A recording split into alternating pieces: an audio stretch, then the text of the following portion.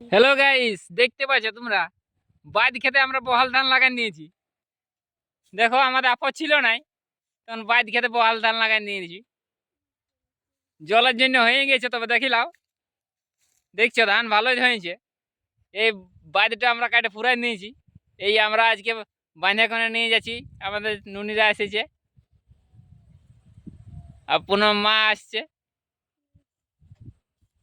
দেখিলাম দেখতে পাচ্ছি আমরা বাদ খেতে বহাল ধান লাগানি আফর কমে গেছিল তখন।